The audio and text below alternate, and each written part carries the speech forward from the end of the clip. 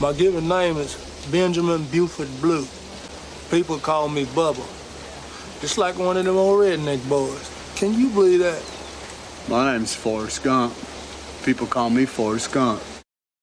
You probably know what movie that's from, of course, the iconic movie Forrest Gump. And I wanted to show it to you because Forrest is a name that has long been common throughout the South, at least among white folks. And in that movie, Forrest Gump says explicitly that he was named after the Confederate General Nathan Bedford Forrest. And a lot of very real people have been named after Nathan Bedford Forrest as well.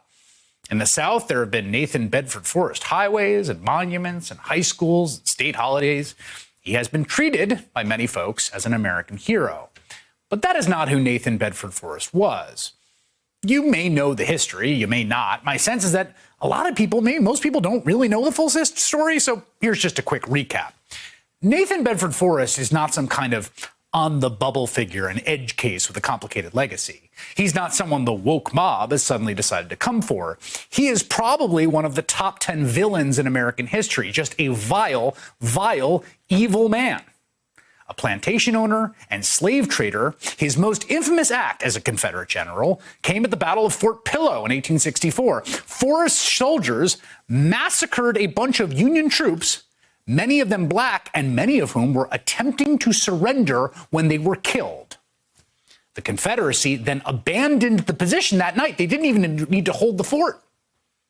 It was an atrocity, and it was recognized as such at the time. This is from the New York Herald. On April 14th, 1864, tales of a horrific massacre, the dead and wounded burned by Confederate forces, reported massacre of the white and black troops. It reverberated throughout the country as one of the most vile, despicable war crimes of the Civil War. But Nathan Bedford Forrest wasn't done yet. After the Confederacy was defeated, Forrest managed to escape justice. He was not imprisoned nor executed. No, he went back to civilian life and became, an early member of an organization you've perhaps heard of, the Ku Klux Klan. In fact, Forrest was the first and most notorious Grand Wizard of the KKK, which of course devoted itself during the Reconstruction era and the following decades to reinstalling white supremacy throughout the South by any means necessary, including terrorist violence by targeting black people with violence and mayhem. That's the guy. That's Nathan Bedford Forrest. There is currently a bust in his honor displayed in the Tennessee state capitol. Now, it does not stretch back all the way to the Reconstruction years. No. It was installed in 1978, and it was put there in response to a bust of U.S. Civil War hero Admiral David Farragut.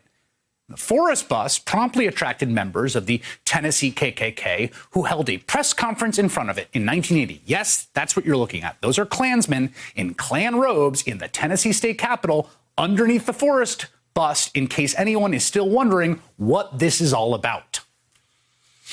A lot of folks have been trying to get rid of the Nathan Bedford Forrest bust for a very long time, as you might imagine. Last year, to his credit, Tennessee Republican Governor Bill Lee called for the bust to be removed, citing the brutal crimes that Nathan Bedford Forrest committed against African Americans. And now the Tennessee Historical Commission and Capitol Commission have voted to remove the bust. But because history is never gone and Confederate sympathies endure to this day, there is now a Republican backlash against that effort. Here to tell us what's going on, Tennessee State Representative London Lamar, a Democrat who represents Memphis. And Representative, you are in the Capitol, I believe, right in front of the Bedford Forrest bust. You wanted to do this interview from that position. Why?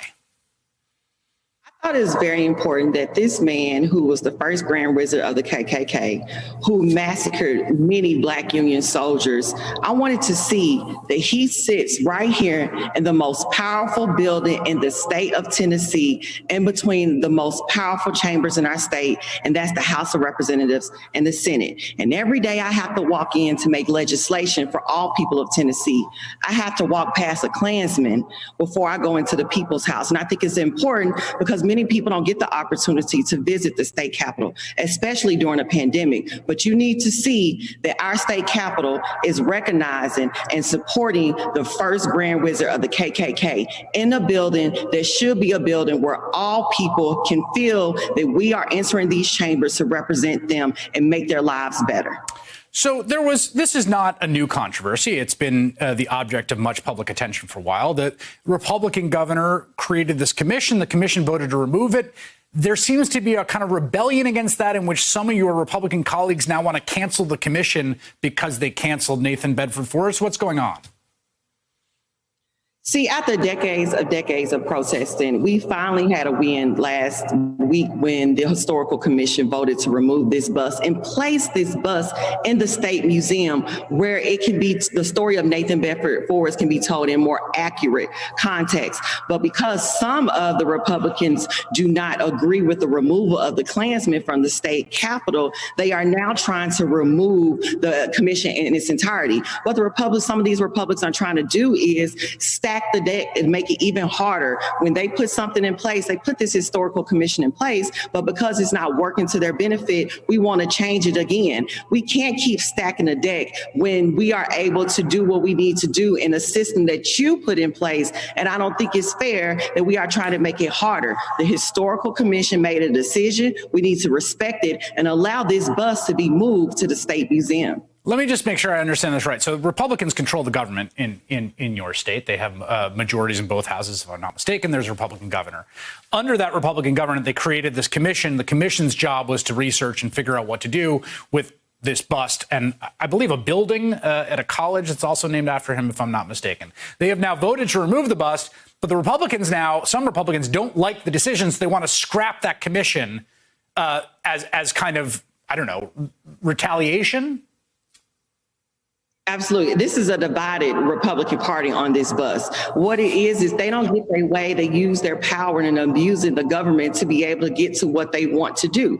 And it's possible that if they pass this legislation to change the commission where the lieutenant governor, the speaker of the House, and the governor have to equally get appointments to this commission in order to stop this bus from being removed, it can in fact be able to stay here. So we're constantly manipulating the laws in order to keep a Klansman in the state capitol. Hey, thanks for watching our YouTube channel. You should know that you can follow today's top stories and breaking news and catch up on your favorite MSNBC shows all in one place. Download the NBC News app today.